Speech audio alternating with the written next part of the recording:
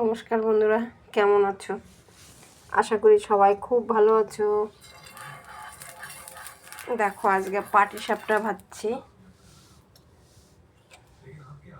গোলাটা গুলে রেখেছিলাম, 1 ঘন্টা রাখলে হয়, কিন্তু আমার রান্নাবাড়ি করতে খাওয়া দাওয়া করতে অনেক টাইম হয়ে গেছে। আমি 4:45টার সময় ভিজিয়েছিলাম, মানে গোলাটা গুলিয়েছিলাম।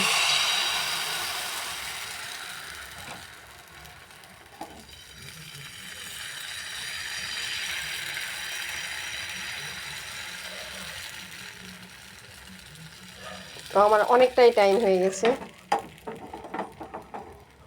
এখন খাওয়া দাওয়া সেরে সব কমপ্লিট করে এটা বানাতে সময় লাগলো। এটা আমি প্রত্যেকবার বানাই হচ্ছে তোমার শুধু খোয়া ক্ষীর দিয়ে।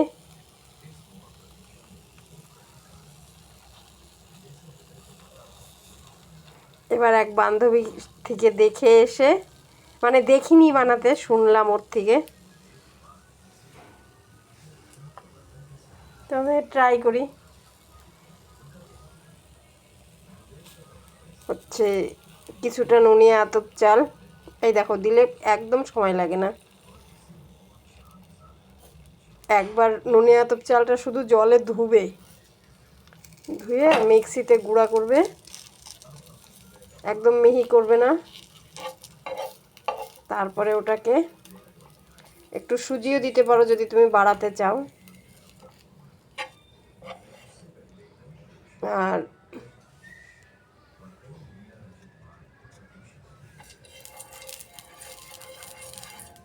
তারপরে ওটা দিয়ে দুধ দিয়ে জাল দেবে। তারপরে খোয়া ক্ষীর মিলালাম। আমি এখানে 250 গ্রাম খোয়া ক্ষীর দিয়েছি। তারপরে তোমার 2-2.5 প্যাকেট দুধ লাগলো আমার। একটু বেশি করে নিলাম, কেন হচ্ছে একটু কুলি পিঠার জন্য আবার করবো, ওর জন্য একবারে করে নিলাম। পাটিসাপটার এই যে গোলাতে যতটুকু লাগবে তারপরে বাকিটা দিয়ে করবোর জন্য একবারে করে নিয়েছি। এই দেখো পাটিসাপটার আমি তেল দেই তাওয়াতে কিভাবে। বেগুনটাকে গোড়ার থেকে একটু কেটে নেবে এটা ধরার জন্যে, আর এটা একটু চিড়ে দেবে।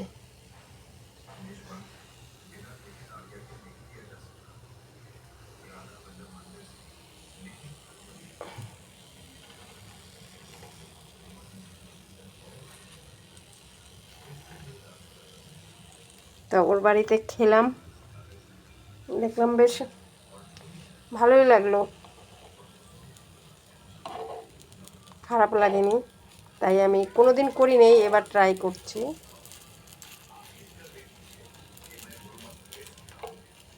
খেয়েছি জন্যে করলাম, না খেলে শুনে করতাম না যে কেমন না কেমন লাগবে।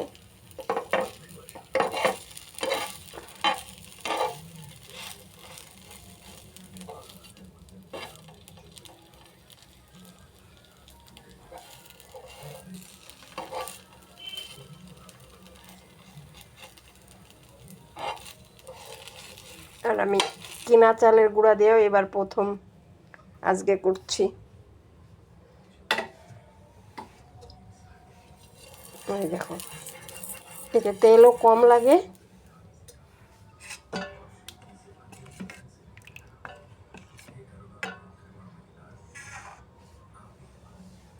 তোমরা কে কীভাবে করো কমেন্ট করে জানিও বন্ধুরা।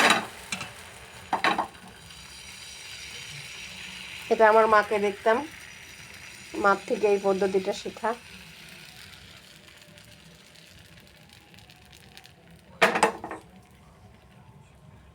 তো আমার এই দেখো এতগুলো হয়ে গেছে, আরও হবে, সময় লাগবে।